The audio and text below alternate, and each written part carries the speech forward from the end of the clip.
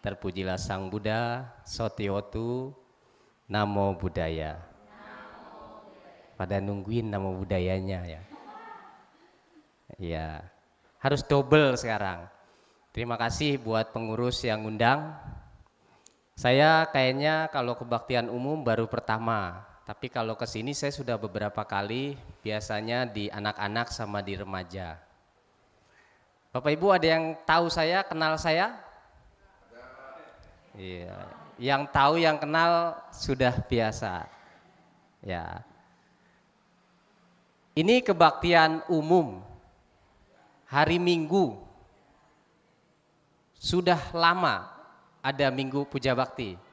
Lebih enak pagi atau malam? Lebih enak pagi ya. Enggak kondangan? Karena cerita dulu saya di Dharma Ratna, Jurumudi, biasa kebaktian malam, saya cari cara gimana caranya supaya orang sekitar, orang komplek di sekitar Wihara Dharma Ratna itu bisa datang kebaktian. Polling. Bapak Ibu, kita mau pindah jadwal. Pindah hari apa? Waktu itu seingat saya hari Jumat malam Sabtu. Karena kalau Jumat malam Sabtu giliran musim kawin, musim pesta, kan kalau orang Benteng pestanya hari Sabtu sama hari Minggu. Hari Jumat masih ada lasuran. Di sini ada enggak? Kalau lagi lasuran keluarga datang enggak? Kita juga datang walaupun kalau kondangan kagak diterima. Ya, tapi tetap kita datang. Kalau malam Sabtu ada umat yang pesta, udah setengahnya sepi. Makanya kita pengurus gimana caranya biar kebaktian rame dan bukan hanya umat kita, tapi orang kompleks sekitar pada datang. Kalau orang sekitar kan bukan orang Benteng. Mereka nggak peduli ada malam lasuran, malam pesta nggak peduli. Tapi mereka orang-orang kerja yang adanya paling hari Minggu. Nah disitulah mulai lagi. Mau hari apa? Hari Jumat sepi, malam Minggu, apalagi malam Minggu, hari Jumat aja nggak ada yang datang, ya kan? Mungkin di sini juga sama. Polling lagi hari Minggu, apalagi hari Minggu. Tapi karena niat saya bukan untuk, ya udah umat yang mau datang silakan datang, yang mau pesta silakan pesta. Tapi saya tetap buka hari Minggu, pagi. Terus nanti kalau sepi gimana? Nggak apa-apa, kita coba dulu. Kalau sepi, kita balik lagi ke malam. Akhirnya apa? Sepi apa rame? Sepi dulu. Nggak langsung rame karena orang lain belum tahu sehingga apa ini wihara? Kan nggak sebesar sekarang. Mungkin dah masalahnya mirip sama ini. Yang pertama kali. Romo tahu ya dulu ya. Yang sebelum ada Bante Abaya. Oh pernah ya? Oh iya betul. Pasti sering kalau bareng Romo Sudar saya juga dulu pemberkatan sama beliau. Ya mungkin salah satunya Romo juga kali. Cuma dulu masih badannya masih kurus. Kalau ganteng dari dulu udah ganteng. Ada istri saya jadi biar seneng dia. Ya. Nah, ini Bapak Ibu, tekad kita pada saat mau melakukan sesuatu itu penting. Mungkin itu terjawab sama dewa-dewa yang ada di sekeliling wihara. Tujuan saya memajukan wihara Dharma Ratna. Jadi kalau memang ada kesempatan baik, didukung. Dan betul, sebulan itu umat biasa, enggak terlalu banyak. Tetapi setelah itu masuk di bulan kedua, bulan ketiga mulai masuk satu persatu orang komplek. Disitulah baru mulai melesat. Barulah ada kesempatan undang biku untuk tinggal. Sekitar 2 atau 3 tahun setelah itu undang biku untuk tinggal. Ada Bante Abaya langsung melesat lagi. Dan sekarang luar biasa. Ini juga bisa jadi seperti itu. Bahkan sekarang, dulu saya datang depannya belum ada kanopi, sekarang sudah permanen. Mungkin nanti saya datang lagi bukan hanya kanopi, tapi ini sudah dibangun seperti Dharma Ratna. Mau? Bisa? Bisa Romo? Bisa. Tapi ibu-ibu kayaknya nggak mau demen begini aja. Nggak mau sebesar Dharma Ratna. Mau nggak ibu-ibu nih? Tuh nggak ada yang mau ternyata Romo. Cukup begini aja, nggak usah gede-gede, repot ngurusinnya. Bayar listriknya juga mahal. Tapi kalau bisa lebih besar, lebih bagus. Karena ini kan sampai depan semuanya perumahan. Bahkan kita bisa undang sampai belakang-belakang. Dan ini cukup strategis kalau dari tempat. Oh, belakang kuburan. Itu diundang. Iya diundang, tapi diundangnya beda. Kalau kemarin kita Patidana baru kita undang yang belakang. Ayo datang sini kan. Kalau kita lagi kebaktian gini diundang nggak? Diundang, tapi kita nggak tahu dia ada di mana kan. Tapi bagus, justru mereka bisa mendengarkan Dhamma. Ya, nah itu sekilas Bapak Ibu kalau kita mau kebaktian, kita puja bakti pagi seperti ini, luar biasa bareng sama anak-anak. Tujuan saya juga dulu seperti itu. Sekarang belum ada tempatnya, tapi nanti pasti akan dibuatkan tempat buat anak sekolah minggu. Jadi keluarga itu mak bapaknya datang di umum, anaknya di belakang. Dharma Ratna sekarang bisa punya beberapa kelas. Kelas 1, 2, 3, 4, 5, 6, remaja, SMP, SMA, pemuda yang kuliah sama yang kerja, sama puja bakti umum. Puja bakti orang tua yang manula ada lagi, dipisah lagi. Sampai segitunya sekarang. Ya, itu sekilas buat bapak-bapak, ibu-ibu makin semangat biar tetap datang di hari Minggu, penuhin bangku-bangku kosongnya. Jangan sampai diisi sama yang belakang. Yang kosongnya. Ya.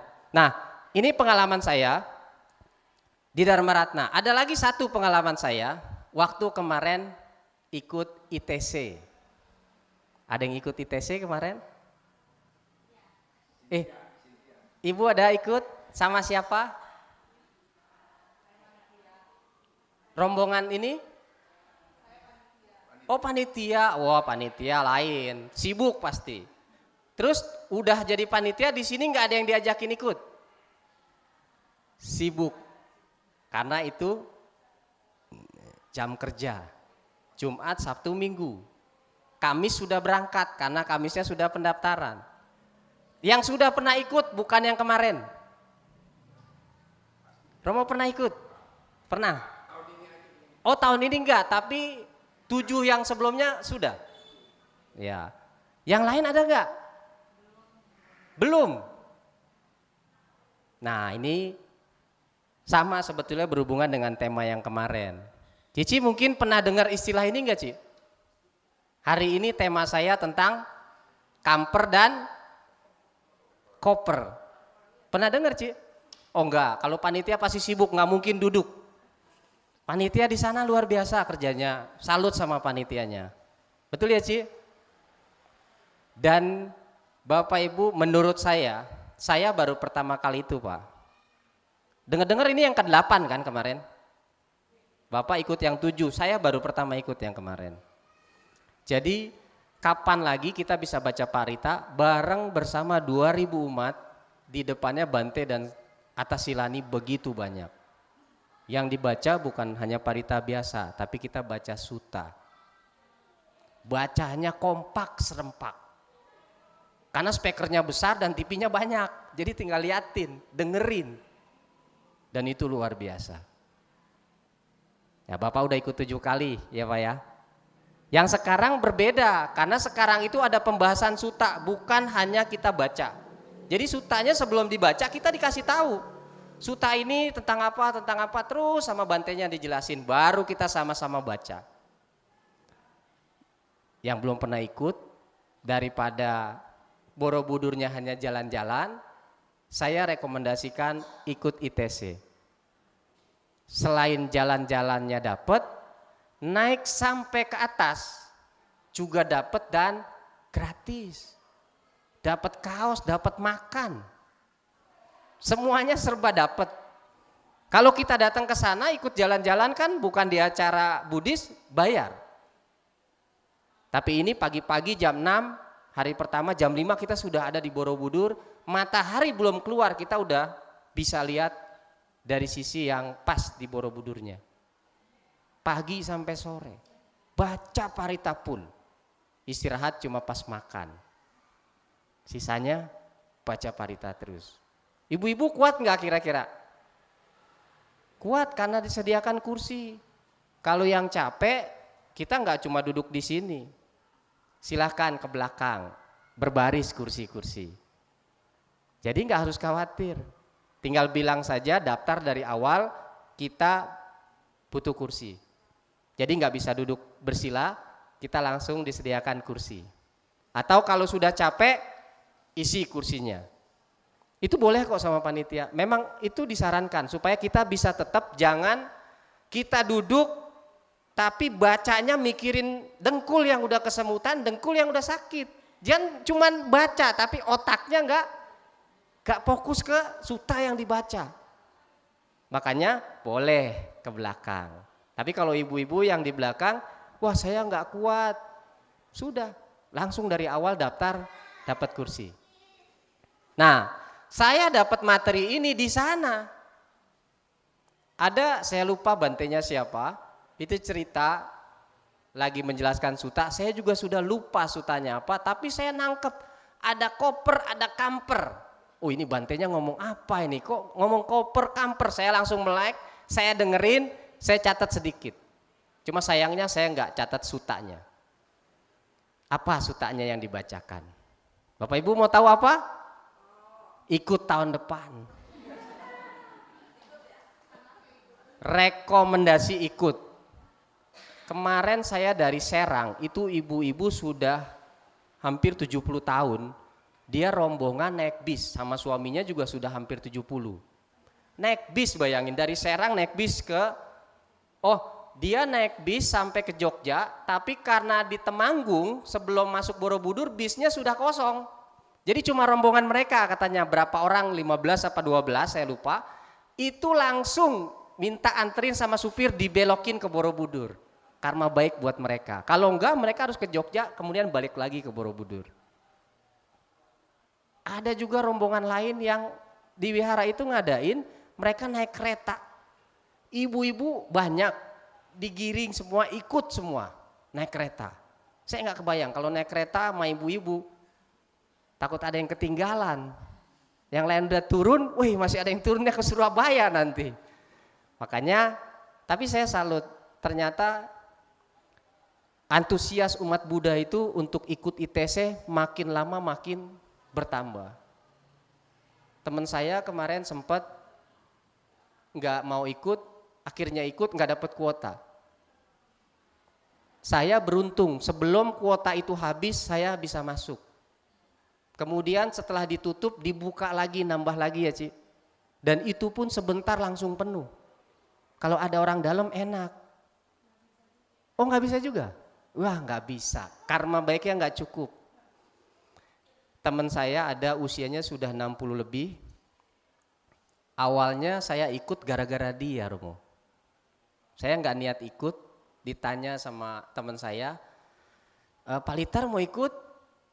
Saya kayaknya mungkin tahun depan. Saya ikut tapi nggak bisa daftar-daftar, bisa minta tolong, teman saya udah daftarin tapi nggak bisa masuk. Akhirnya saya coba daftarin, masuk. Kasihan orang udah 60 lebih, terus dia minta sayanya nggak ikut, gimana jadinya? Ya sudah saya daftar deh, masuk semua, tapi setelah itu tutup karena teman saya mau daftar dia nggak bisa. Niatnya sudah sangat besar kan, karma baiknya tidak cukup. Hari Rabu mau berangkat, dia baru duduk di rumahnya di sofa, dia bangun, jatuh lagi. Kenapa kira-kira Komul? Serangan jantung. Ada yang lain? Sesak nafas. Sama jantung juga ya? Wah pindah alam. Gak sampai pindah alam dia Ci. Mungkin saraf kejepit kali ya. Jadi dia bangun, itu langsung dia lemes jatuh lagi. Di sofa pagi di rumah. Dan sejak saat itu dia nggak bisa jalan. Langsung terapi, langsung kabarin saya, Pak Litar ini saya gini. Waduh, dia yang ngajakin, dia yang nggak jadi. Dan 2 hari lagi besok saya ke terapi, besok lagi saya sudah janjian di terapis, alternatif juga. Kalau 2 hari lagi kondisi saya nggak memungkinkan, mohon maaf saya tidak ikut berangkat. Dan dia tidak bisa berangkat, karena baiknya belum cukup. Nanti tolong aja videoin, fotoin kondisi di sana. Saya pengen tahu seperti apa. Saya fotoin, saya videoin. Begitu banyak orang, bantai-bantai banyak. Kita Pradaksina di Borobudur, dia telepon saya di sana. Pak Litar, tolong tanya gimana caranya saya bisa ke sana tapi saya pakai jubah Hatasilani. Luar biasa kan? Bukan Theravada loh. Tapi dia ngelihat seperti itu. Kita di sana sampai segitunya. Saya tinggal fotoin aja, kan ada program Hatasilani, cepret, saya kirimin, kemudian saya kasih nomor Hatasilani Gunanandi kalau nggak salah saya kirim. Ini aja untuk tahun depan, nanti Cici daftar ke sini aja, itu dari Mendut biasanya ada ngadain. Jadi tahun depan kalau kesehatan dia baik, dia akan jadi peserta ITC memakai jubah Hatasilani. Luar biasa kan? Kalau karma baik mendukung.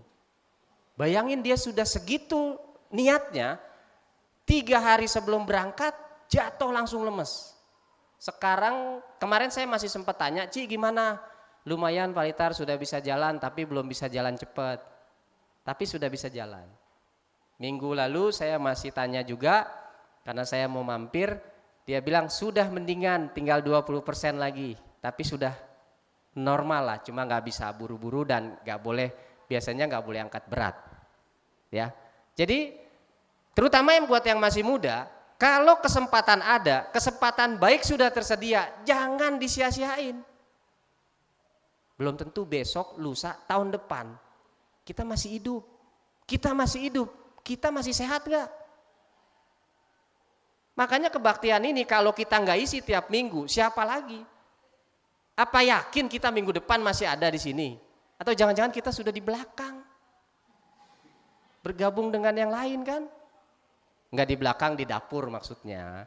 Bantuin masak buat tar siang kan? Ya bukan di belakang, di seberang sana. Nah, materi kamper dan koper ini ternyata itu sangat pas untuk kehidupan kita sehari-hari. Apa yang saya dapat di sana? Nanti kita lihat, ya. Kita dengerin apa sih sebenarnya inti dari kamper dan koper ini. Cici masih ingat, Ci? Nggak ingat ya? Ya panitia memang sibuk. Saya juga kalau jadi panitia itu kayaknya nggak sanggup. Karena begitu banyak orang dan banyak kegiatan ngurusin bazar. Itu dari seminggu sebelumnya saja sudah sibuk sangat sekali.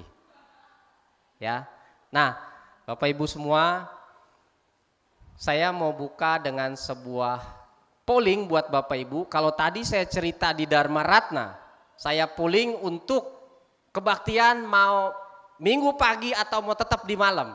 Ternyata dimenangkan sama yang di malam. Yang di pagi, maaf. Kalau ini sekarang saya sebar ke Bapak Ibu, pollingnya ada 3.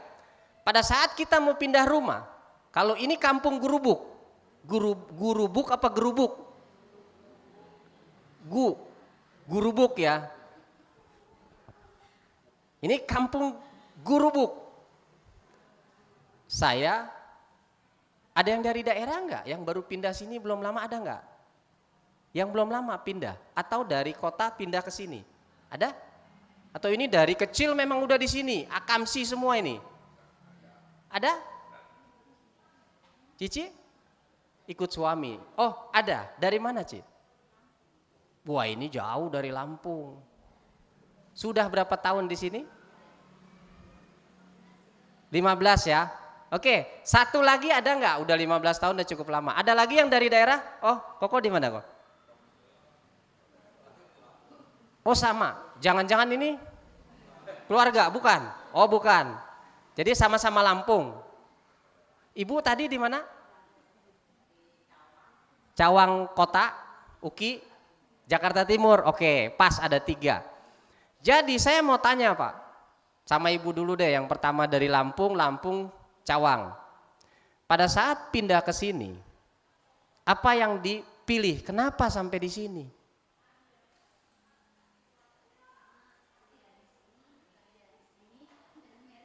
Oh gitu ya, dapat jodohnya juga di sini ternyata. Oh, tetap di Lampung. Pertanyaannya, dari ketiga ini, pada saat kita mau pindah rumah, yang pertama, dulu pasti cari dong rumah di sini, rumah di mana lagi yang pernah dilihat? Masih ingat? Hah? BSD, ya, udah lihat nih. Tapi kayaknya di sini lebih enak, lebih nyaman. Ternyata, ini cuma cerita ya, tetangga sebelahnya itu seorang narapidana yang pernah membunuh. Jadi kasusnya membunuh kemudian dipenjara, tapi sudah bebas dan insaf, udah sadar. Yang pertama, mau dipilih nggak? Tetangganya itu.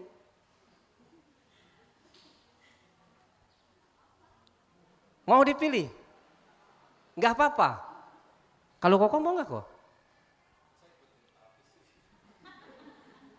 Papinya ada masih? Oh udah nggak ada. Nggak bisa ditanya? Oh di rumah, berarti masih bisa ditanya kalau di rumah. Ibu kira-kira mau nggak? Belum tahu ya. Pertama, nggak apa-apa. Sekarang balik ke Koko. Tapi jangan tanya papa lagi ya. Ya, ini langsung jawab. Yang kedua, dulu selain di sini kemana lagi pilihannya? Ikut papa juga. Jadi papa ke sini ya udah ikut ke sini. Udah 15 tahun atau 20 tahun? Oh 15 tahun juga. Ya. Terus ada pilihan lain selain ikut papa aja?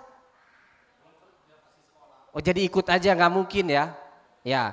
Sekarang pada saat mau pindah ke sini kan belum nikah. Ya dulu ya dulu. Nah ternyata pada saat pindah ke sini kalau tadi tetangganya adalah seorang narapidana yang sudah bebas dan sudah insaf. Kalau Koko tetangganya ternyata pasangan suami istri yang masih muda dan baru menikah. Tetapi setiap hari, setiap saat, setiap malam piring terbang. Berantem melulu. Pokoknya setiap hari kalau mereka ketemu pasti dia berantem. Enggak berantemnya kalau lagi tidur. Enggak mungkin lagi tidur dia berantem. Kalau dua-duanya lagi kerja. Tapi kalau di rumah rame terus, enggak pernah sepi. Cici milih yang mana, Ci? Enggak dua-duanya deh kayaknya. Saya tetap yang pertama aja deh. Oh kasusnya begitu. Tetangganya yang suka berantem atau tetangga suka berantem. Terus? Biarin aja. Ini nerima terus nih, mau yang narapidana oke, mau yang suka berantem oke. Nanti ada yang ketiga. Kalau Koko mau terima nggak? Yang tadi. Iya. Kalau nggak gandum nggak masalah. Tapi berisik loh. Loh kan orang berantem tahu sendiri. Nah kalau sama yang pertama tadi lebih pilih yang mana?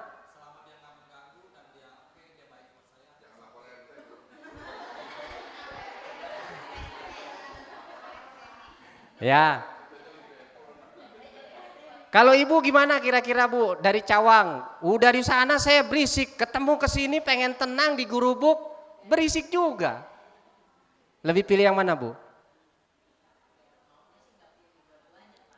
Ada yang ketiga masih. Semoga aja yang ketiga lebih baik. Nggak pilih. Ibu tunggu ya. Yang ketiga. Sekarang saya tanya yang ketiga. Yang ketiga, Jadi tetangga kita itu depannya rame, sampingnya rame di sebelah kiri, yang sebelah kanan rame, satu gangnya rame. Baru masuk, ibu-ibu sudah banyak berkelompok, ngobrol, rame. Sini ada, sini ada, sini ada. Tempat kita nih paling strategis buat mereka berkumpul. Dimanapun ada ibu-ibu yang pada ngumpul dan ngerumpi dan ngegosip. Ibu pilih mana, Bu?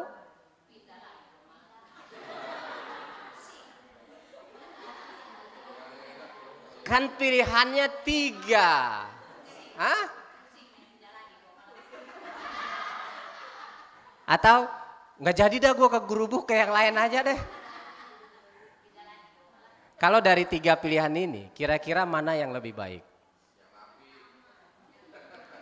Yang pertama, yakin yang pertama.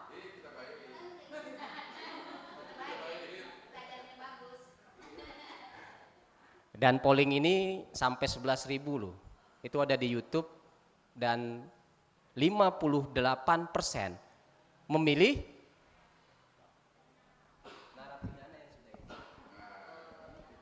58% loh. Jadi orang lebih senang tinggal itu daripada sebelahnya yang tukang ribut dan tukang gosip. Yakin. Sekarang tinggal 2 nih ya, mana yang lebih baik? Yang berantem atau yang gosip? Mana yang lebih senang? Yang pilih gosip, coba saya pengen lihat yang pilih ngegosip. Lebih senang gosip. Yang lebih senang yang berantem lulu.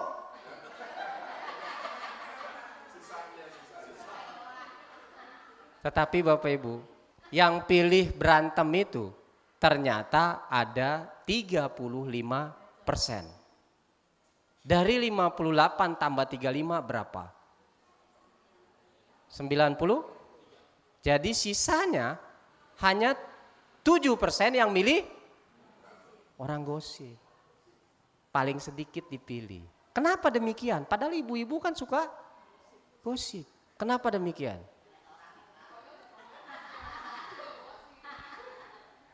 Lihat orangnya ya. Saya nggak ada waktu buat ngosip. Saya dari pagi sampai sore kerja. Iya. Berarti itu sudah benar, sudah bagus. Kita tinggalin yang seperti itu. Makanya kenapa pilih yang tenang-tenang saja. Apalagi tinggalnya di dekat Wihara Weluwana di Gurubuk. Kenapa demikian? Kalau kita lihat di Manggala Sutta itu kan ada Bu, Pati Rupa Desa Wasoca, Pubeca Kata Punyata. Hidup di tempat yang sesuai berkat timbunan karma baik kita di masa yang lampau. Kenapa kita bisa ada di wihara? Kenapa rumah kita bisa di wihara? Kenapa dari Lampung jauh-jauh udah ikut papanya aja bisa terdampar di sini? Ibu juga bisa sampai di sini. Karena itu tadi, kita sudah punya timbunan karma baik. Kita dulunya sudah jadi seorang umat Buddha. Dan kita masih kenal, masih tahu, apalagi di daerah di Cawang. Cawang ada wihara Bu? Cipinang ya, agak jauh ya. Iya, tapi minimal ibu pasti keluarga Buddhis? Semuanya? Oh sekarang enggak, kalau dulu semuanya masih Buddha katanya. Jadi kalau ditanya masih Buddha. Kan kita ditanya begitu ya, orang ledek kita tuh seperti itu, makanya masih Buddha, orang dari dulu gua Buddha kok. Oh gua kirain udah pindah, udah login kayak yang lain. Ya itulah ironinya umat kita sendiri ya, apalagi orang Benteng. Saya orang Benteng bukan? Hah? Tapi nggak kelihatan ya. Ya, nah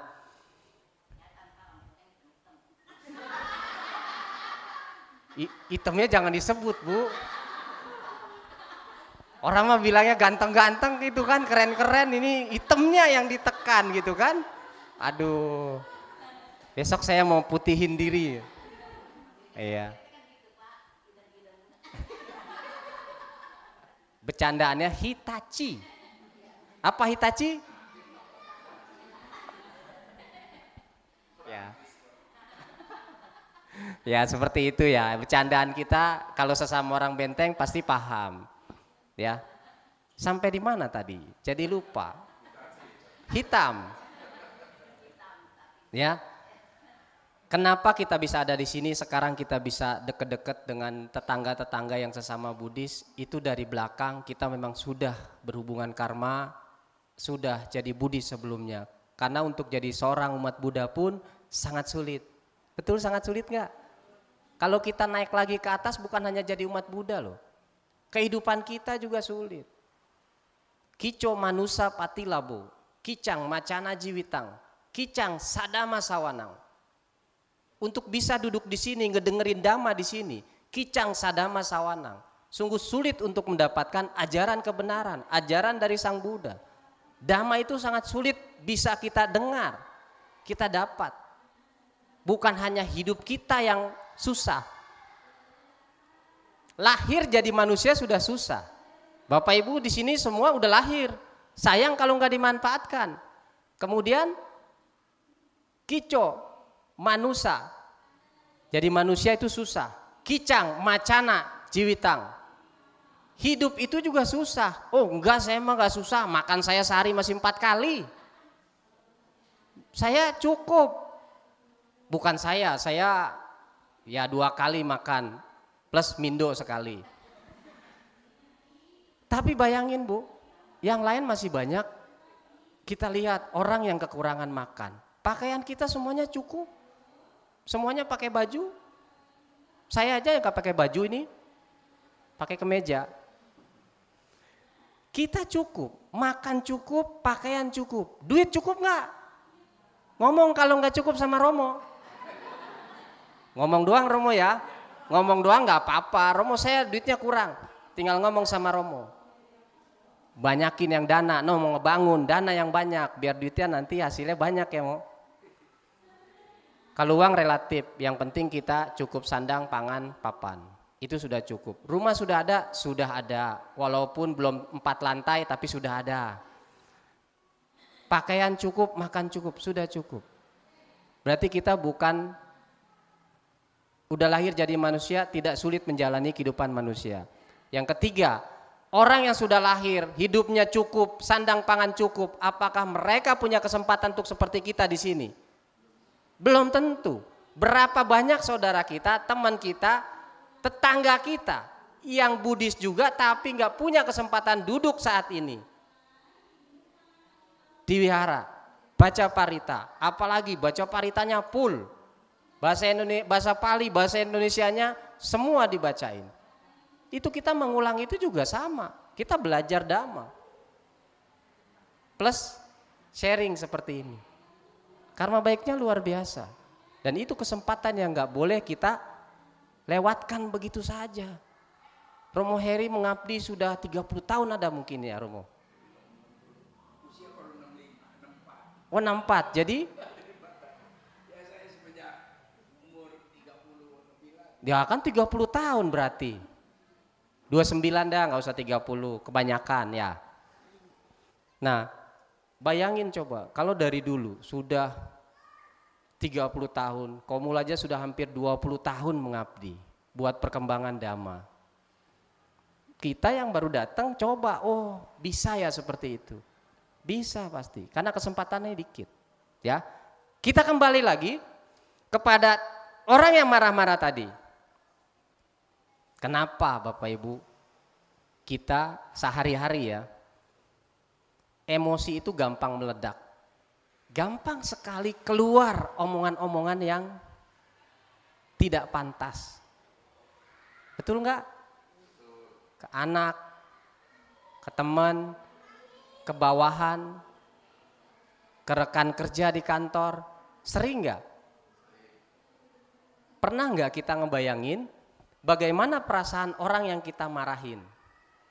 Atau yang lebih baik, ada yang sudah marah-marah terus menyesal. Itu lebih baik, dia sadar bahwa dia habis marah, kemudian aduh kenapa gua omelin dia ya. Tetapi pernah nggak kita pikirkan orang yang kita marahin? Atau kebalikannya, pernah nggak sewaktu-waktu bapak atau ibu itu nggak pugulaga ada yang ngomelin kita? Pernah nggak ngalamin seperti itu? Kita nggak kenal sama orang, kita nggak tahu kondisinya, kita merasa diri kita tidak salah, tetapi tiba-tiba kita diomelin orang lain. Pernah nggak? Pernah, Ci? Parah diomelinnya? Apa rasanya? Kaget aja? Timbul kemarahan? Enggak? Padahal kita nggak kenal, kita nggak tahu kondisinya, tahu-tahu datang langsung diomelin. Tinggal kembali Bapak Ibu. Pada saat kita suka marah-marah, tunggu waktunya kita marahin orang. Jadi pada saat kita bisa mengerti itu semua, pada saat kenapa diomelin tiba-tiba? Saya nggak kenal dia. Kenapa bisa demikian? Kembali, kita punya tabungan karma, kita punya buah-buah karma yang sedang mengikuti kemana kita melangkah. Inilah kita sebagai umat Buddha sudah sepatutnya kita mengerti. Coba kalau kita nggak ngerti, apalagi komul yang dimarahin. Saya yang marahin yang kecilan dari komul, pasti nggak mau terima. Disinilah Bapak Ibu peran kita sebagai umat Buddha. Bagaimana saatnya pada saat kita menerima hal yang tidak menyenangkan, tidak enak buat kita, kita memahami. Saya harus ngapain nih? Cici waktu diomelin itu rasanya apa? Terus ngapain? Diem aja? Nah itu. Tapi dalam hati cuman kaget, nggak pernah mikir jengkel atau mau balas dendam. Enggak. Nah, itu bagus. Kenapa? Kalau kita sebagai umat Buddha, kita sudah mengerti, kita mengalami proses hukum karma. Pada saat kita diomelin orang, kita sadari itu. Artinya apa? Terima kasih. Loh, diomelin kok terima kasih. Karma buruk saya sudah hilang satu. Tetapi kalau diladenin, kita marahin kembali, karma buruknya sudah hilang, nambah lagi karma buruk yang baru dan dia akan berbuah lagi. Itulah bedanya umat Buddha. Makanya kenapa ada istilah umat Buddha itu kalau dikasih kesempatan, saya hari ini dikasih kesempatan untuk bisa sharing di depan Bapak Ibu semua. Saya berterima kasih karena inilah kesempatan saya untuk berbuat kebaikan. Susah nyarinya. Bapak Ibu punya kesempatan juga untuk menanam kebaikan saat hari ini. Saya lebih senang lagi. Itulah kalau kita jadi umat Buddha, kebanyakan kita nanti berpikir terbalik. Saya dana kok bukannya diucapin terima kasih. Apalagi Romo yang sedemikian besar jasanya buat wihara ini. Apa mengharap itu Mo? Itu sudah tulus diberikan semua ya Mo. Tidak memikirkan apapun. Karena beliau sudah mengerti bahwa kita yang memberi itu seharusnya kita yang berterima kasih, bukan orang yang menerima yang berterima kasih. Tapi kita tidak usah mengharapkan orang lain berterima kasih. Orang yang menerima bisa saja berterima kasih, tetapi kita nggak usah minta, kita nggak usah nunggu, kita jangan ngarep. Itulah bedanya umat Buddha. Sama seperti tadi, diomelin, dimarahin, dicaci, dipitnah, digosipin. Kalau digosipin enak ya. Biasanya kan kalau digosipin yang enak-enak. Dia tuh tetangga baru, mobilnya baru aja ganti. Wih, lumayan, didoain biar punya mobil baru. Besok ganti lagi. Gak taunya memang dia punya showroom mobil. Jadi mobil jualannya dia bawa pulang, tuker. Udah laku ya dia ganti lagi mobil yang baru. Ya kan? Kita nggak pernah tahu itu. Taunya dia gonta-ganti terus. Tapi yang nggak punya mobil, iri. Orang digosipin. Wah, ntar juga bentar lagi ada polisi datang. Wah, ntar juga nih muncul di medsos atau di mana gitu. Karena dia tidak mampu, sehingga digosipin orang. Nah, makanya kita hindari hal-hal seperti itu. Tapi kembali, pada saat kita sudah ngerti Dhamma, yang paling penting ini loh. Karma baik kita berbuah, saya terima. Tidak menimbulkan karma yang baru. Tetapi ada orang yang belum bisa menerima. Dia marah. Marahnya dia nggak lampiaskan. Tapi pulang, di rumah dia ngedumel, jengkel, di jalanan diomelin, di rumah dia marah-marah sama anaknya, sama istrinya, sama suaminya. Dia masih baper, kebawa perasaan tadi, habis diomelin di jalan sama orang gak dikenal, dia masih pikirin. Dia jadi baper. Kalau dia pikirin terus, bukan hanya dia marah-marah sama orang rumah. Pertama, dia sudah menimbulkan karma buruk yang baru. Yang kedua, kalau dia gak bisa kendalikan, dia akan jadi koper. Apa koper? Kalau baper, kebawa perasaan. Kalau koper, lebih tinggi lagi. Korban perasaan. Wah, ibu ada yang ngerti juga. Pernah jadi korban perasaan? Sering ya. Level paling bawah itu baper. Kita udah kesel duluan.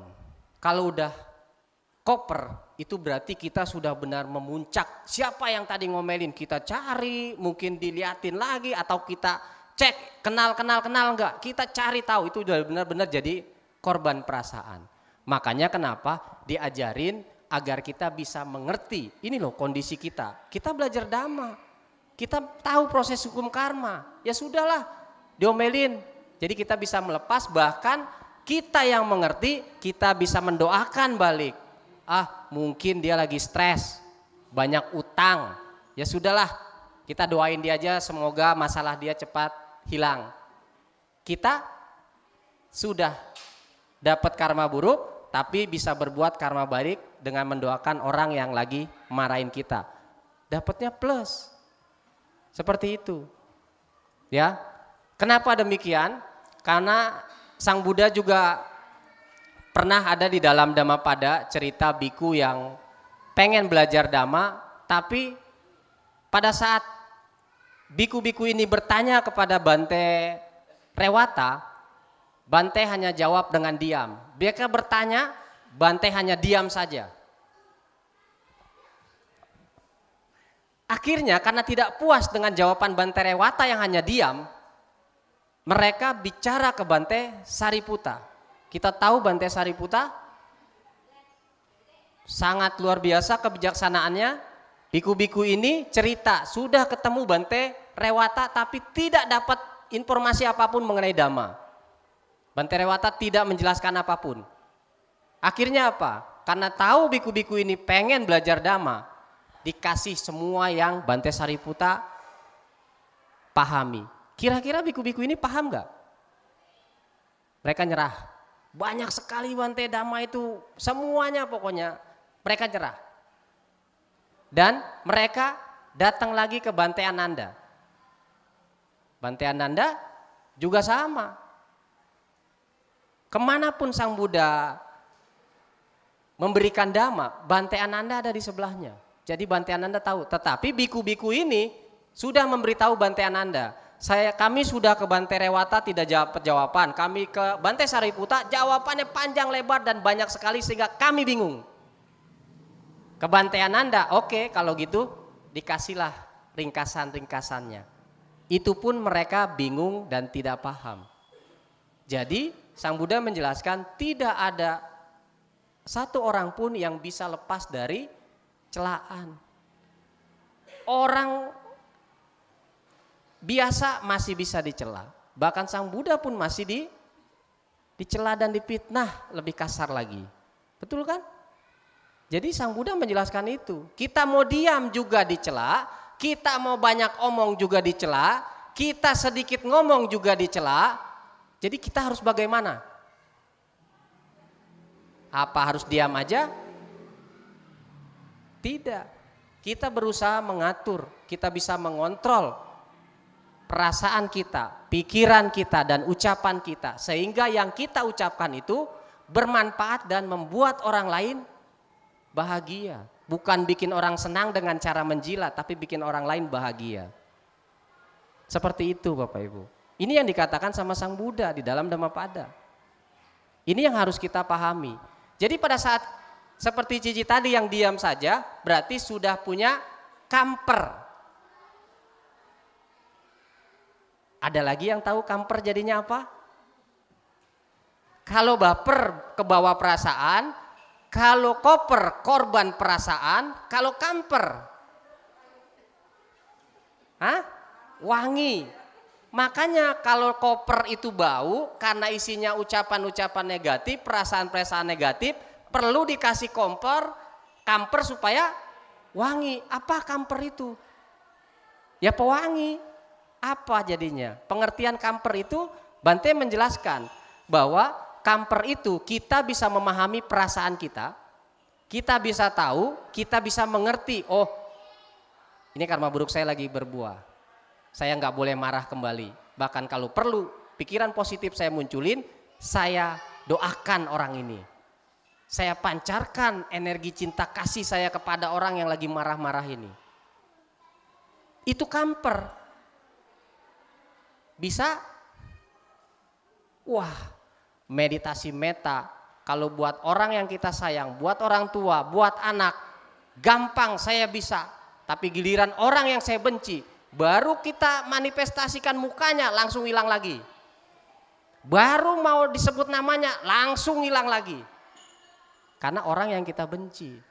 Tetapi pada saat kita bisa membenci, kita bisa mencintai orang yang kita benci, itu yang luar biasa. Kan gampang kalau kita ke istri kita, ke orang tua kita, ke anak, itu memang kita sayang. Tetapi bayangkan pada saat orang yang kita benci, kita pancarkan cinta kasih kita. Udah godek-godek ya Ci? Enggak mungkin.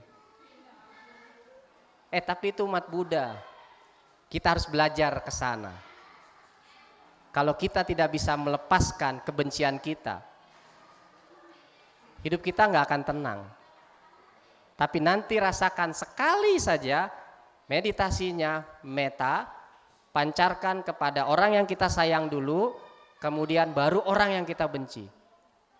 Itu luar biasa kebahagiaannya. Melebihi kepada orang-orang yang kita sayangi. Ya, jadi kamper itu apa? Jangan kamper pewangi, tapi kemampuan kita mengelola perasaan kita. Kita mengetahui apa yang terjadi dengan diri kita, perasaan kita ini lagi muncul marah, benci, atau lagi senang. Itu yang harus kita pahami, sehingga nanti yang keluar dari mulut kita, yang kita lakukan dengan fisik kita, itu yang baik-baik, bukan yang buruk. Ya, jadi itu yang kemarin Bante berikan di dalam ceramah tentang sutta pada saat ITC. Ingat Ci, kayaknya udah mulai ingat dikit. Enggak juga ya? Oh lagi sibuk, karena ruangan merchandise itu di luar, di gerbang. Di dalamnya, ya di dalam tapi ada sekatnya lagi ya. Ya karena memang luas, itu bisa nampung 2000, tendanya besar sekali. Kamar mandi juga ada di dalam, jadi Ibu nggak usah khawatir walaupun penuh, tapi masih bisa nampung. Ya, terakhir saya akan tutup dengan sebuah cerita, masih bisa 5 menitan? Bisa ya, ini hanya sebagai penutup. Bapak Ibu tahu eretan? Emang di sini ada eretan? Nggak ada kan? Nah, Ibu orang Kedaung, tapi tahu ya. Pernah naik eretan? Pernah ya? Oh dari Blimbing. Oh dari Blimbing. Tadi nggak angkat tangan yang orang luar. Oh masih Tangerang juga. Ya nggak apa-apa. Ada seorang yang kelihatan pintar. Dan dia suatu saat naik sebuah eretan.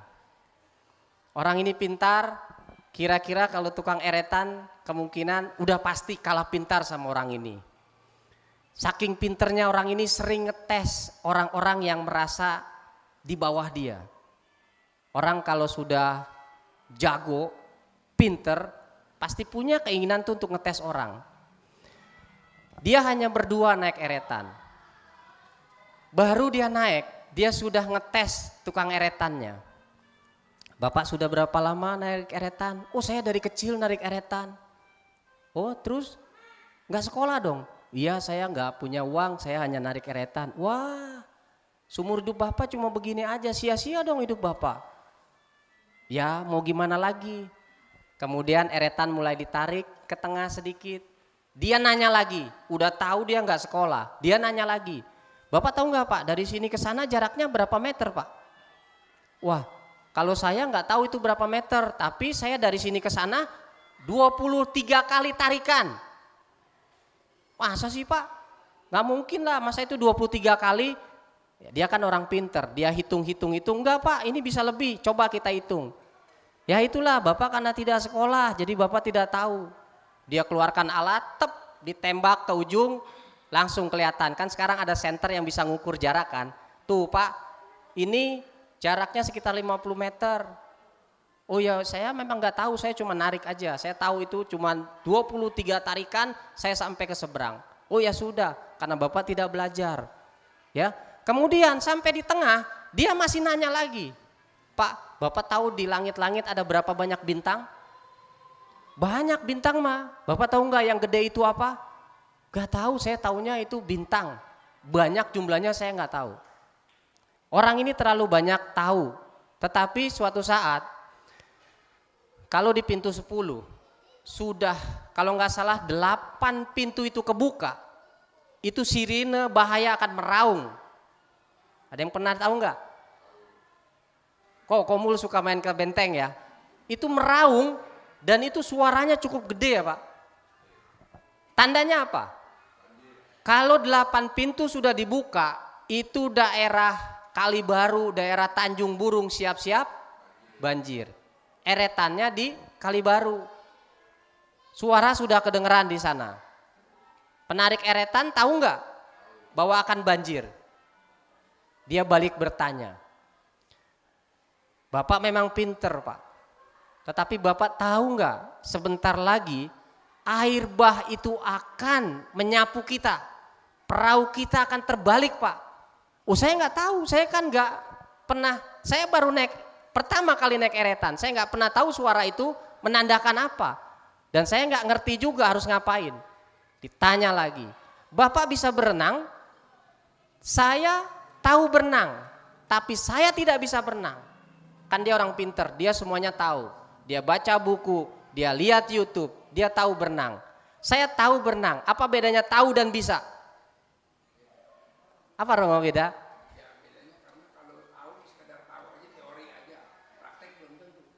Betul nggak? Dia tahu, saya tahu berenang. Kita nyemplung tangannya begini, tangannya gini dia peragain. Ya, Bapak tahu kan? Sebentar lagi seluruh hidup Bapak akan habis karena Bapak cuma tahu. Paham? Tadi kan dia ngejek. Berarti seluruh hidupnya dari kecil sampai dewasa dia tidak sekolah dan hanya narik getek. Tetapi sekarang Bapak siap-siap Pak. Sebentar lagi air bah akan masuk menenggelamkan perahu kita. Bapak kan baru tahu berenang, saya sudah bisa berenang. Karena saya dari kecil, sepanjang hidup saya ada di tempat ini, saya bukan hanya tahu berenang, saya belajar berenang, saya bisa berenang. Sedangkan Bapak hanya tahu, tidak bisa berenang, belum pernah coba berenang. Kalau bapak-bapaknya ibarat ikan, masih kecil diajarin berenang. Kalau ikan baronang, udah bisa berenang dia. Ikan yang lain udah bisa berenang? Ya pastilah nggak ada ikan yang nggak bisa berenang kan. Tapi profesornya hanya tahu tanpa dia bisa. Apa hubungannya, apa artinya? Kita belajar dhamma, jangan hanya tahu. Tetapi bagaimana yang sedikit ini, Kamper ini yang walaupun cuma satu kata, tetapi kemampuan kita mengelola perasaan kita, kalau kita sering latih, itu akan jadi penolong hidup kita.